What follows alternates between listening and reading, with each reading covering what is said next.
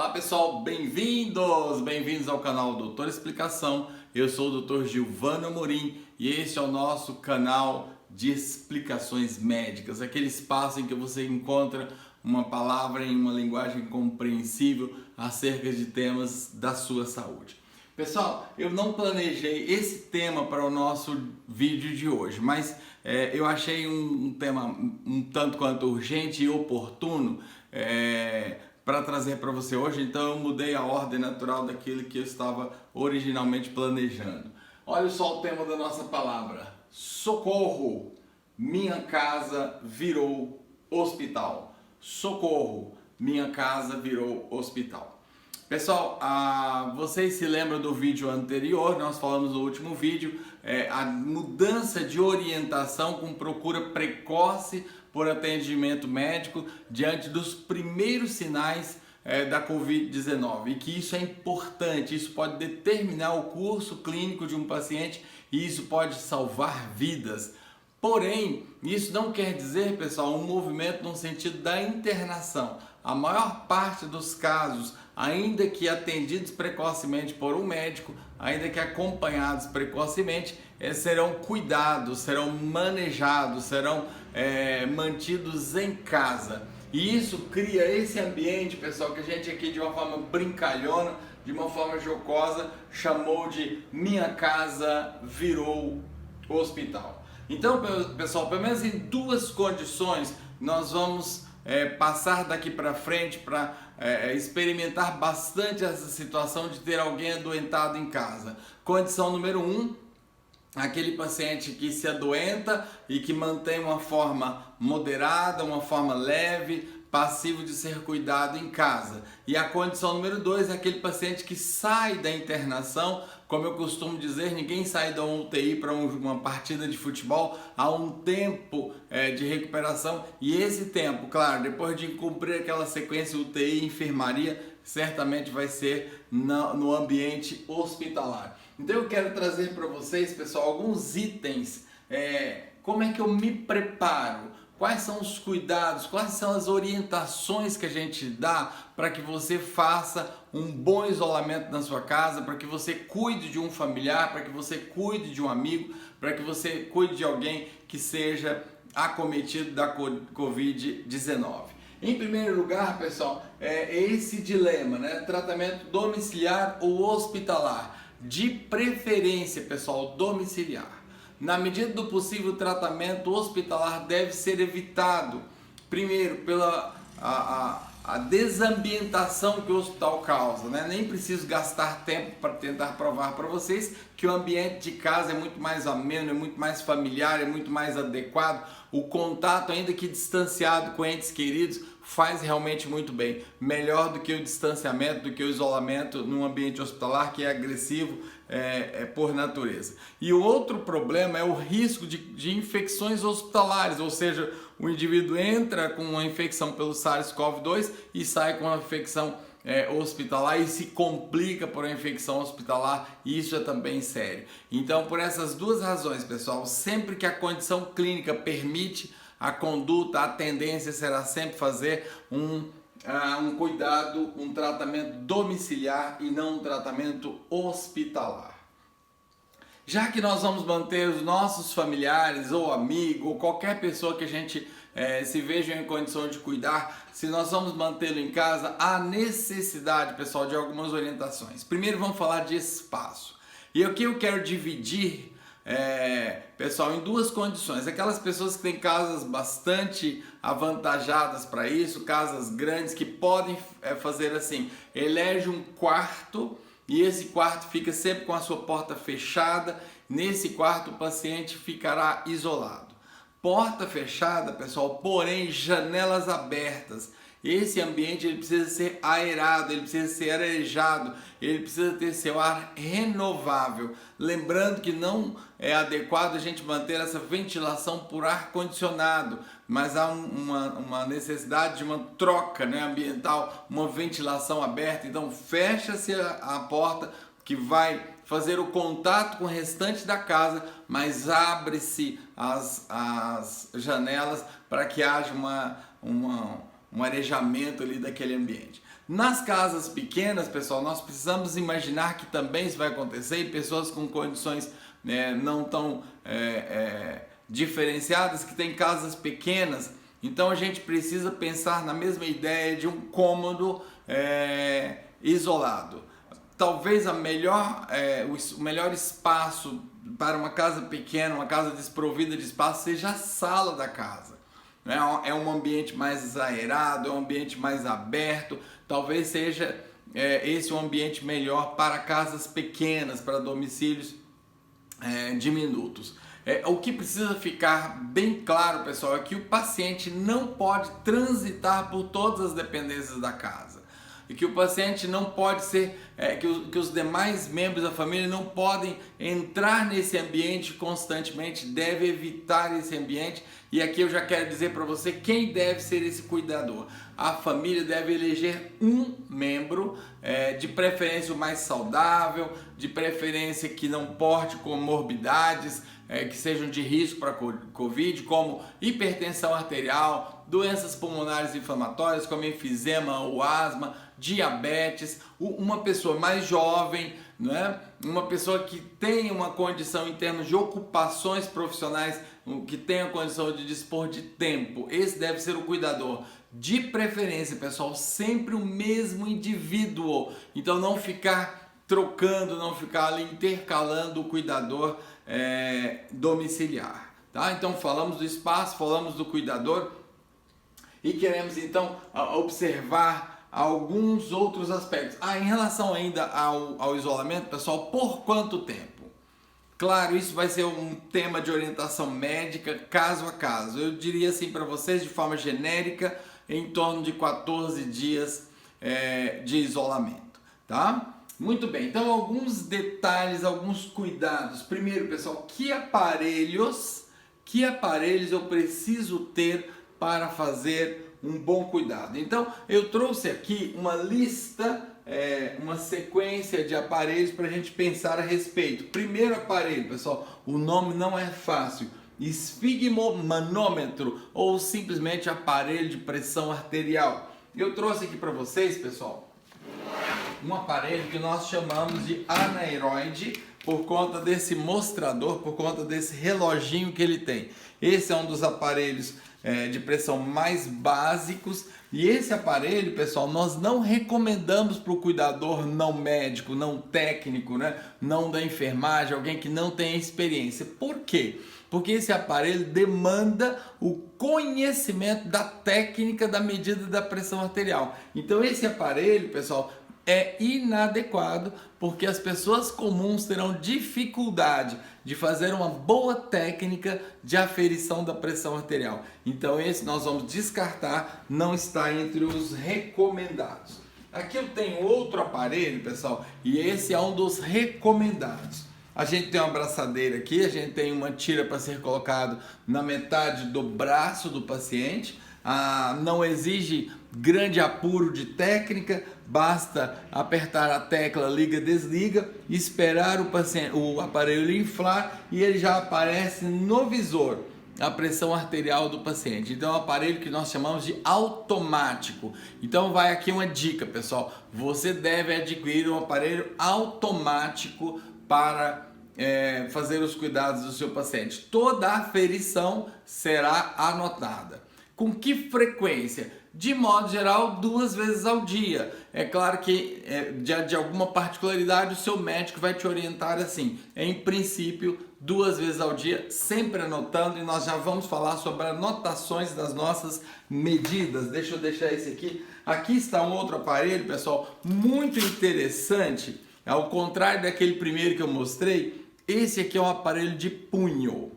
Então você acopla, você encaixa no punho do paciente e aí ele, da mesma forma, é um aparelho automático. Você apertou aqui iniciar, ele já inicia inflando, ele já inicia as medidas com cuidado de sempre manter o aparelho no nível do coração para fazer uma medida adequada, para fazer uma medida correta. Pessoal, aquele aparelho com mostrador, com medidor aneroide que eu mostrei para vocês, em relação aos aparelhos automáticos, ele tem uma certa margem de erro.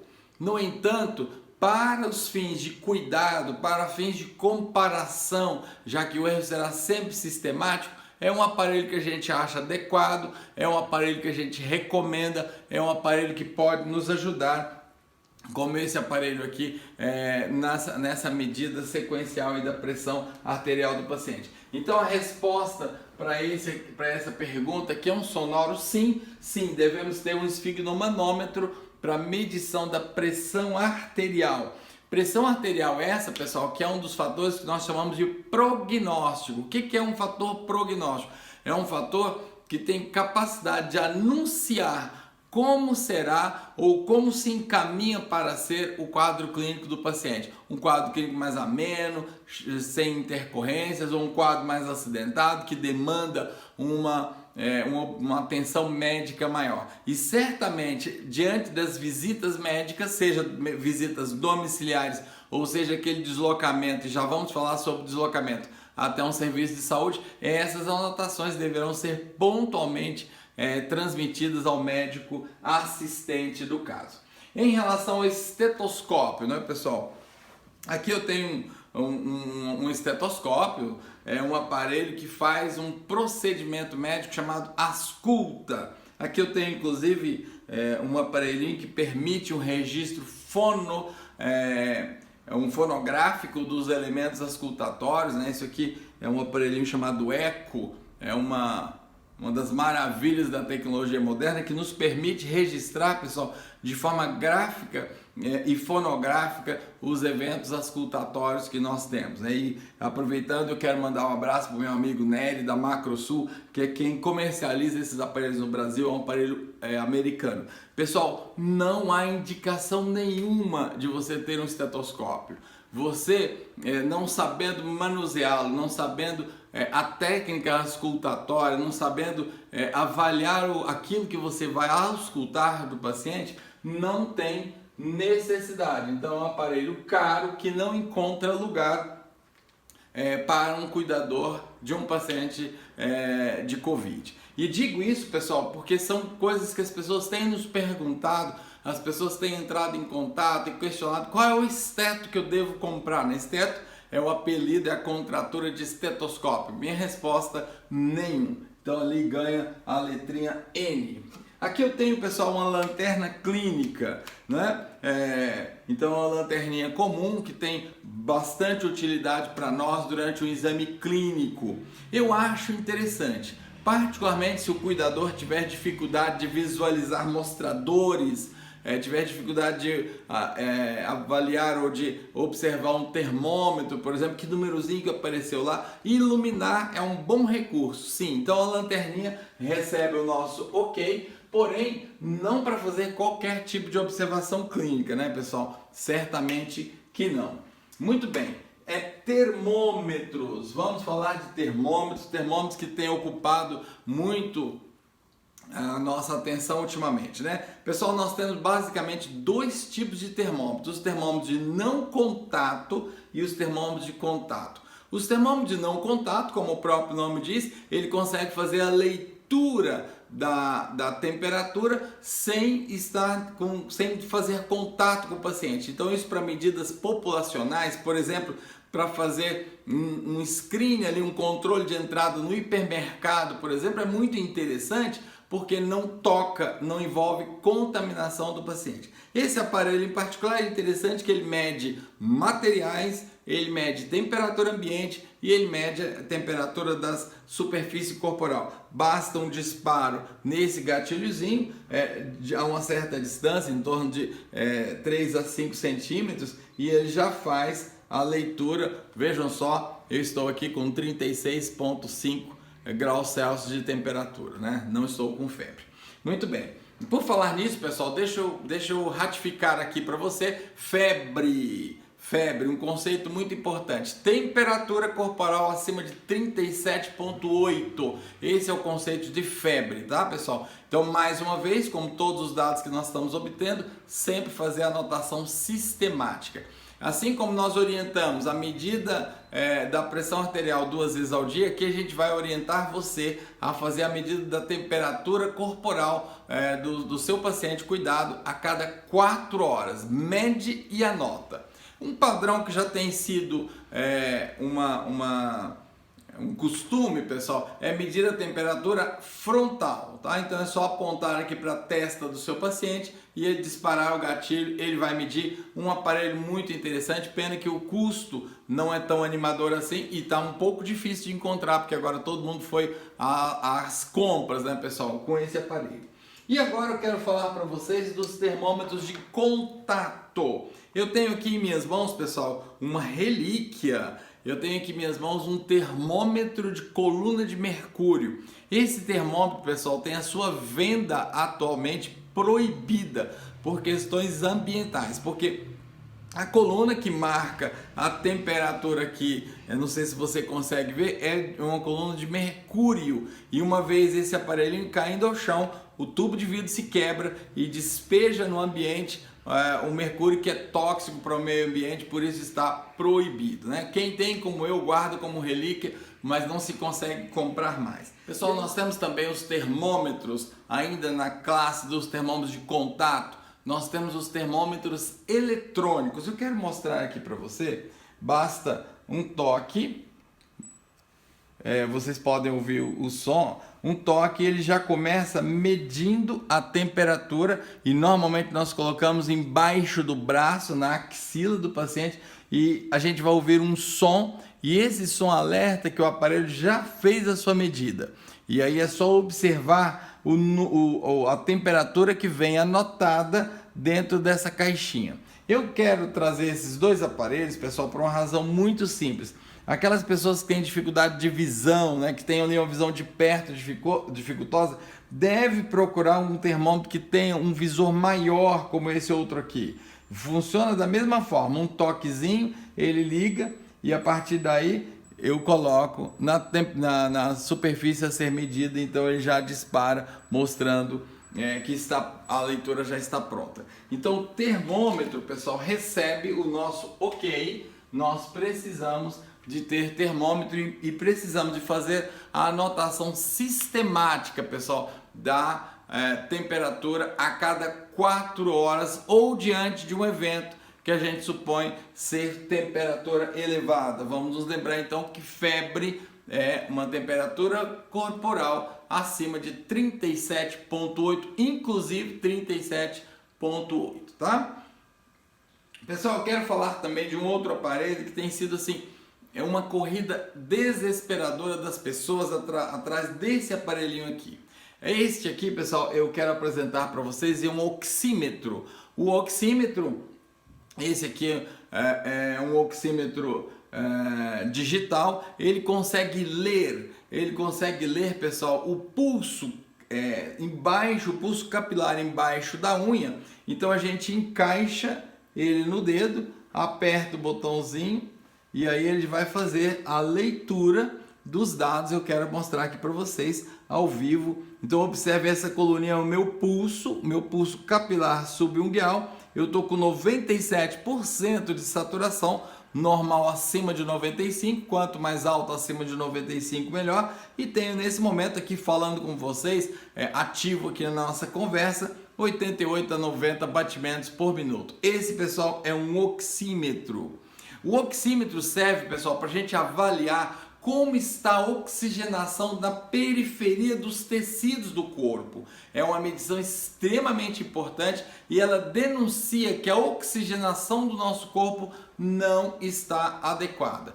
Porém, pessoal, é claro, é um luxo. Se você pode ter um aparelho desse, é uma segurança a mais. Porém, se a gente vai imaginar que nós vamos ter em nossa casa um paciente leve, ou pelo menos um paciente com um quadro clínico moderado, ele tem boa oxigenação, não precisa desembolsar para comprar um aparelho desse, que não são baratos, você não precisa ter. Esse é um dispositivo que nós usamos para pacientes graves, portanto ele recebe aqui o nosso não, tá? Finalmente, pessoal, eu quero mostrar aqui para vocês uma prancheta e um papel. Poderia ser uma caderneta, poderia ser um caderninho, O que importa, pessoal, é que o cuidador precisa de ter anotações diárias. Isso aqui é extremamente importante. Não confie na memória. Não confie. Daqui a pouco você não sabe se fez uma medicação, se não fez, qual era mesmo a temperatura, qual era a pressão arterial. Então anota temperatura, pressão arterial, qualquer outra medida que você fizer, o uso de medicações, fiz tal medicação, né, às tantas horas, observações, tossiu, teve falta de ar, vomitou, teve febre, se sentiu desconfortável, seja lá que sintoma for, você anota nas observações. Minha sugestão, pessoal, uma pranchetinha dessa que você consegue pendurar ali num preguinho, algum espaço, fica visível para você, não precisa ficar procurando onde foi mesmo que eu anotei, e uma folhinha por dia, e ao longo do tempo você tem facilmente o histórico evolutivo do seu paciente. Muito bem, pessoal, então esses são os cuidados sobre que aparelhos nós precisamos ter, nós precisamos adquirir para ser bons cuidadores, para ter então esse paciente em casa. Onde internar, já comentamos, né? Que espaço da casa manter esse paciente, já comentamos. E vamos falar então, pessoal, de um item extremamente importante, que é o item da higiene pessoal. O se banhar, o se cuidar, o asseio corporal. O asseio corporal, pessoal, deve ser feito pelo próprio paciente, a não ser que as condições físicas o impeçam. Então isso é muito importante. Normalmente o paciente fica ali mais combalido, fica emocionalmente acometido, fica mais manhoso, né? Quer mais ajuda, quer mais colo, isso é muito natural. No entanto, se o paciente tem condições de prover o seu próprio cuidado, de tomar banho sozinho, de se limpar, de se higienizar, é assim que deve ser, tá? Para os pacientes mais fisicamente comprometidos, o cuidador pode sim ajudá-lo. E aí vamos nos lembrar, pessoal, luvas e máscara, tá? É o único momento em que você deve usar luva no cuidado, no isolamento domiciliar, quando você tiver contato com o próprio paciente, quando você tiver contato com objetos que ele manuseou, como talheres, por exemplo, a gente já vai falar, ou pratos, bandejas, né? Ou com as roupas desse paciente também nós já vamos falar sobre isso, tá? A higiene, pessoal, não tem muita particularidade, pessoal. Banhos diários, pelo menos um banho diário, os cuidados da higiene corporal como deve ser para qualquer paciente. A higiene ambiental deve receber a nossa atenção. A higiene ambiental deve ser muito cuidadosa, deve ser muito rigorosa, pessoal. Inclui pisos, inclui interruptores, inclui maçanetas, inclui qualquer espaço onde o paciente toque. Particularmente eu quero chamar a atenção aqui da higiene do banheiro. Importante, pessoal. Aliás, se for possível ter um banheiro isolado só para o paciente, é o desejável. Se isso não for possível, essa higienização que eu estou descrevendo aqui tem que ser feita a cada uso do paciente. Então, lavar vaso sanitário, lavar pia, lavar o piso, aí qualquer bom desinfetante, eles são efetivos contra a Covid, qualquer o álcool 70, a água sanitária, né? Eu tenho aqui o exemplo da água sanitária, fazendo aqui um merchan gratuito, desinfetantes, pessoal, inclusive desinfetantes de aerosóis, que são muito práticos, porque você basta acionar e você já tem ali o contato dessas substâncias com a superfície. O que precisa ficar claro, pessoal, é que a higiene precisa ser cuidadosa, a higiene precisa ser realmente meticulosa, particularmente do banheiro.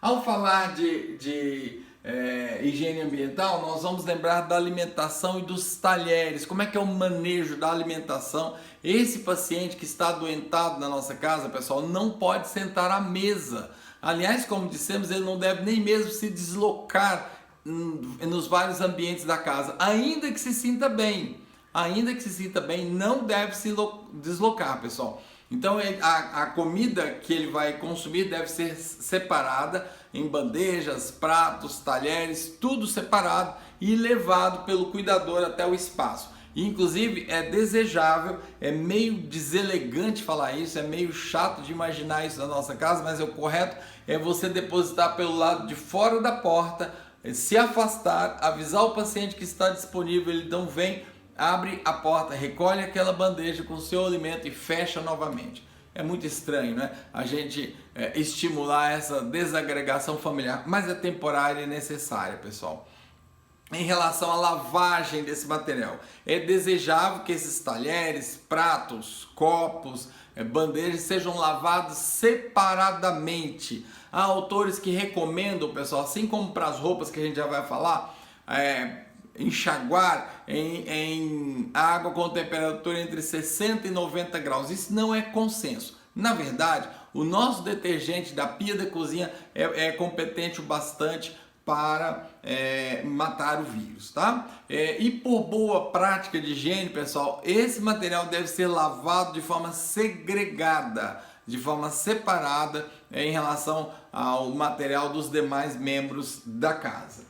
Não há muita restrição alimentar, tá, pessoal? Se a gente vai imaginar restrições alimentares, eu já vou precisar pensar no paciente com complicações que não se encaixa naquele paciente que nós vamos manter em casa. Então, aquele portador de Covid que está indo na nossa casa sob isolamento, ele deve ter uma dieta livre. Agora, muito importante, nós vamos lembrar que o paciente perde o gosto, perde o paladar, perde o cheiro, e perde totalmente o desejo de se alimentar. Ele deve ser fortemente estimulado a se alimentar, inclusive a consumir quantidades adequadas de líquido.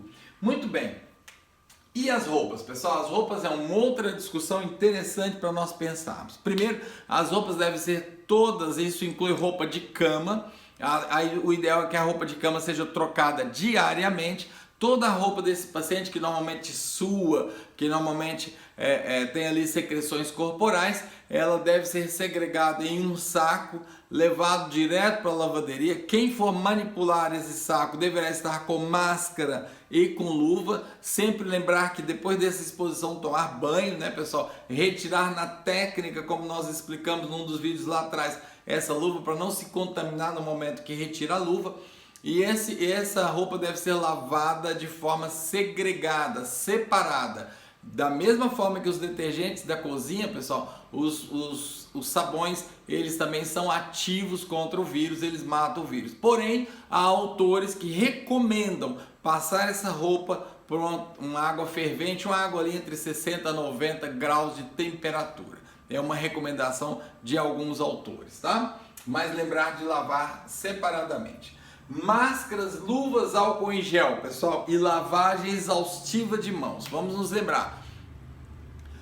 O paciente, se for possível, ele deve, no momento em que ele tem contato com o cuidador, deve estar de máscaras, a não ser que isso represente um desconforto respiratório muito grande. O cuidador, sempre que ingressar no ambiente onde está o paciente, sempre usar máscaras. Quando o paciente precisar se locomover, pessoal, em qualquer parte da casa, e principalmente quando precisar sair, por exemplo, para visitas médicas, deverá usar deverá usar máscara. Luva, o cuidador é que usa na hora que vai manipular o próprio paciente ou coisas, objetos que o paciente tocou, com o qual o paciente teve contato, tá? Álcool em gel, pessoal, álcool em gel dentro da nossa casa não faz muito sentido. Dentro da nossa casa, água e sabão insistentemente, ali de forma bastante frequente. A lavagem das mãos deve ser realmente muito frequente. Então, pessoal, esses são os cuidados, essa é uma realidade que a cada vez mais nós vamos nos encarar. Cada vez mais a nossa casa temporariamente será uma espécie de hospital em que a gente vai estar cuidando de algum convalescente, de algum querido nosso, algum familiar, algum amigo portador do vírus SARS-CoV-2. E é muito importante que saibamos esses cuidados, que saibamos manejar para não fazer errado, para não contaminar, para que a nossa casa não vire um epicentro, né, pessoal? Não vire um foco de disseminação do vírus. Eu espero que você tenha compreendido o recado, espero que seja válido. Eu quero agradecer pela caminhada que você tem feito comigo ao longo desses vídeos. Obrigado pela companhia, obrigado pelo prestígio aí da sua audiência. E até o próximo vídeo, pessoal. Tchau, tchau!